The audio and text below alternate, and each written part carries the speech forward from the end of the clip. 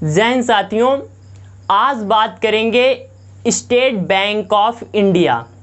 तो मैं आपको आज बताऊंगा कि किस तरह बैंक ऑफ बंगाल, जो बैंक ऑफ कलकत्ता था, bank of Bombay, bank of Madras, इनको किस तरह मर्ज करके इंपीरियल बैंक ऑफ इंडिया का गठन किया गया। फिर इसके बाद आपका स्टेट बैंक ऑफ इंडिया किस कमेटी की सिफारिश पर बनाया गया, इसका हेडक्वार्टर, इसके अध्यक्ष, सबके बारे में आज अपने को चर्चा करनी है साथी। तो सबसे पहले एसबीआई यानी साथी state bank of India, state bank of India.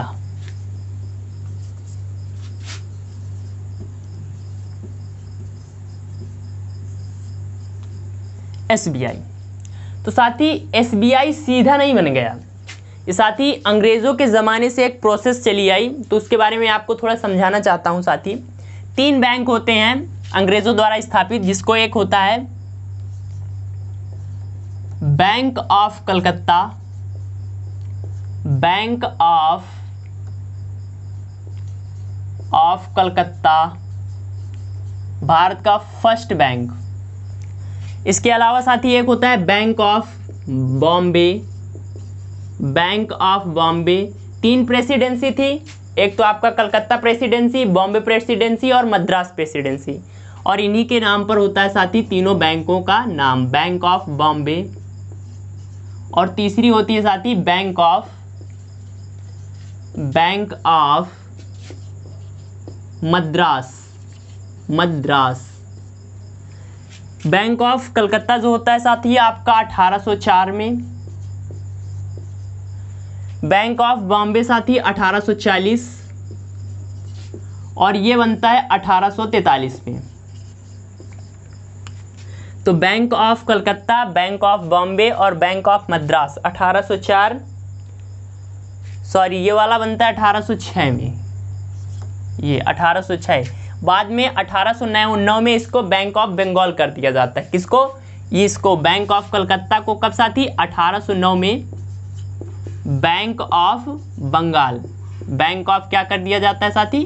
Bengal कर दिया जाता है, मतलब कलकत्ता से नाम बदलकर क्या कर दिया जाएगा? बंगाल। तो इन तीनों बैंकों को कब साथी? 1921 ईस्वी में इंपीरियल बैंक ऑफ इंडिया के नाम से गठित किया जाता है। कब साथी?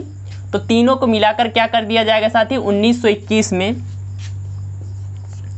1921 में क्या? Imperial bank of India, imperial bank of India यानी भारतीय शाही बैंक, भारतीय शाही बैंक। किसके द्वारा ये कर दिया जाएगा? तीनों को मिलाकर साथी अंग्रेजों द्वारा। अब साथी क्या होता है? 1951 में एक कमेटी का सिफारिश किया जाता है, जिसे भूरे वाला कमेटी कहा जाता है। तो साथी कौन सी कमेटी? तो 1951 में बनती है गोरे वाला कमेटी। तो गोरे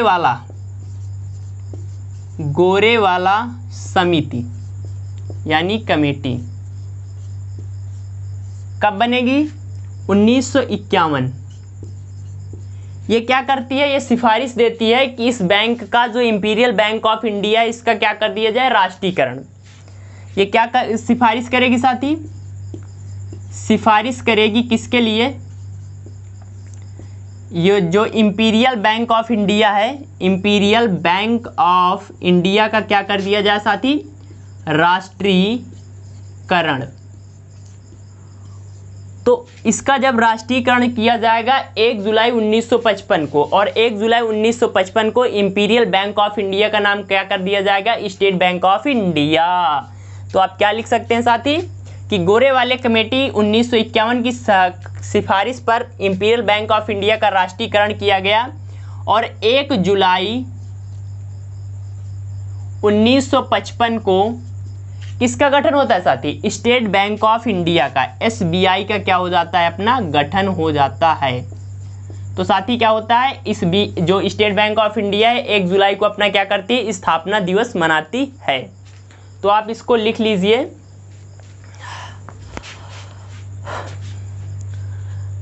SBI state bank of India 3 bank होते हैं, bank of Calcutta 1806, bank of Bombay 1840, bank of Madras 1843।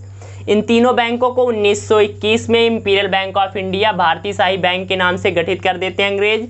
फिर गोरेवाला कमेटी बनती है 1951 में। ये कमेटी कई साल तक मतलब सर्वे करती है, फिर सिफारिश करती है कि इस बैंक का जो इंपीरियल बैंक ऑफ इंडिया इसका राष्ट्रीयकरण कर दिया जाए। 1 जुलाई 1955 को इंपीरियल बैंक ऑफ इंडिया का राष्ट्रीयकरण किया गया और इसका नाम दिया गया स्टेट बैंक ऑफ इंडिया। अब साथी बात करते हैं किसकी, SBI की। तो आपने ये लिख लिया होगा, किसकी बात करते हैं साथी, SBI।